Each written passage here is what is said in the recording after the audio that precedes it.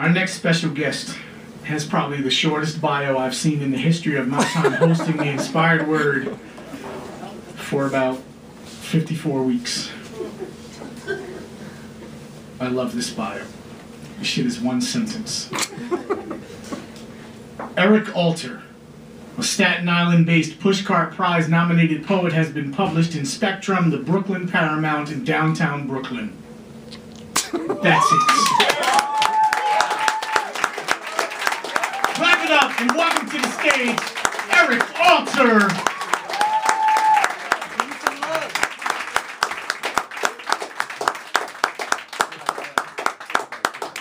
Yo, man, I'm also publishing this thing. It's called Gape Seed. Check it out. Alright. I like to get thank yous out of the way, alright?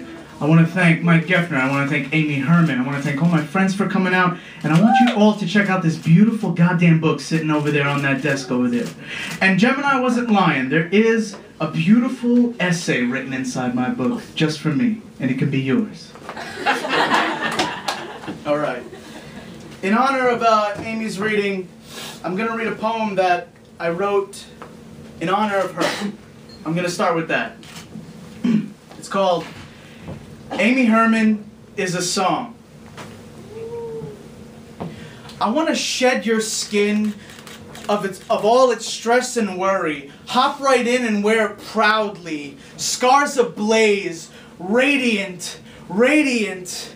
Your crimson halo wraps belts and loops around my head like Saturn on Earth. And like two planets molding into one another, there is a lapse and there is mystery. I wonder what mystery you came out of in all eternal, all green and smoggy, all motherly, all memory-rich New Jersey, all Colorado and all heartbreaks, all cigarettes spent New York City nights. What mystery is behind those words covering you blanket thick? Words all bright, all deep, all disarming, all those rotten words and rotten men, all those women, hungry, radiant, alive, screaming, confused, enchanted, rotten too. From what mystery did your laugh come from? Your smile, that freckle on your left breast, all the notes trapped in a bottle rattling above your heart. Your hair glows red at times, I think, to replenish all that you have lost. Pints and pints of soul, replaced with pints and pints of beer. Mounds and mounds of coke with sex as a searchlight. In a walled-off room with no windows. How many memories do your arms hold? Did the people in those memories have names? Did they scream, glare with hate? Did they stare with judgment? Did they hurt you? Did they push you?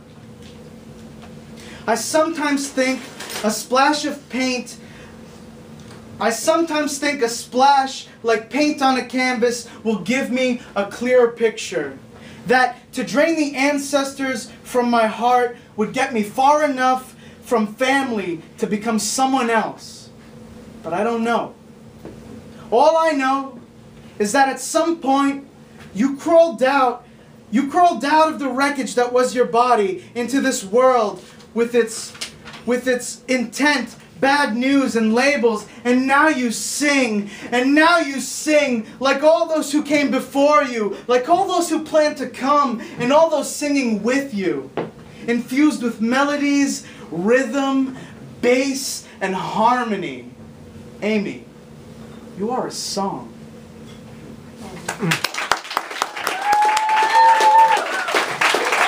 Alright. Stay tuned for Aimee. She's gonna fucking blow it up. Alright, so I want you guys to get to know me. And to get to know me, you have to know that I'm from a little far off land called Staten Island. Go ahead, boo or cheer. So this poem is about geographical pride, whatever the fuck that is, right? So it's called Where From, or This Was Meant to Be a Pride Poem.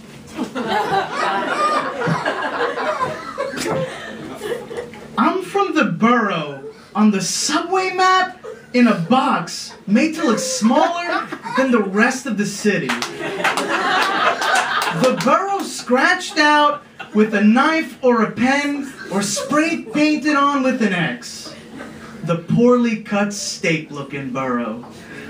The farmland borough that grows no fruit. I'm from the so-called borough of parks, where pale dandelions grow at the tectonic junctions of asphalt and concrete. The borough you least expected to have a poet.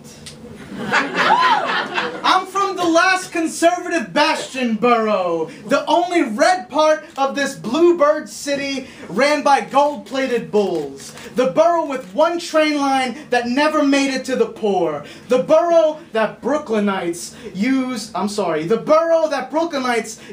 a rest stop on their way to New Jersey. The borough where bike riders get bottles thrown through the halos of their heads when they're not getting run over. I'm from the borough you forgot, where the people there, they just don't know. I'm from know-it-all, small town, small talk, where the butcher knows your name. I'm from the borough of skinheads and biker gangs, the borough where Teflon dons skate by consequence and sleep in gold houses. I'm from Sunday morning SUV church traffic. I'm from the dump isn't our only claim to fame. Wu-Tang Clan and Macho Man Randy Savage were once here too. I'm from, they turned a landing strip into a strip mall and built a strip club next door to a prison. I'm from, we don't want a subway line here because those animals from Brooklyn will start to come over. I'm from nepotism rules this place from the local deli to the state assembly. I'm from split-level family houses and gay jokes. I'm from equal opportunity employment and hate crime. I'm from the only way off of this rock is by taking a boat. I'm from the suburb borough that sits at the southernmost tip of New York. Call it Richmond County. Call it Dixie. Call it Staten Island.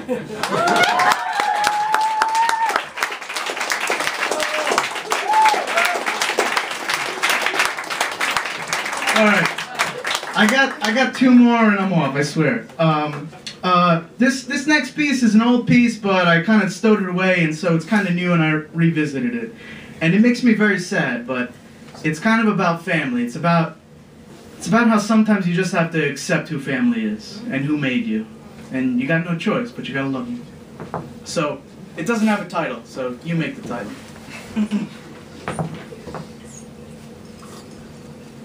These are things that my mother said that I couldn't have an answer to, that I just couldn't answer. Get a good job. Don't go to Mexico. Why would you go to Mexico? They kill whites there. Call me when you get there. Call me when you get home. Call me. I get worried. Wash the dishes. Take out the trash. Drop your laundry in the wash. You're exactly like your father. Change the bed sheets. I don't hate them. I feel bad for them. Why poetry? Your father wrote poems to his mistress. You need to make connections. It doesn't matter how good you are. You got fat. Have some potatoes. Have some stew. Have a few cutlets. Have a salad. It needs more salt. Have some turkey. I made some borscht.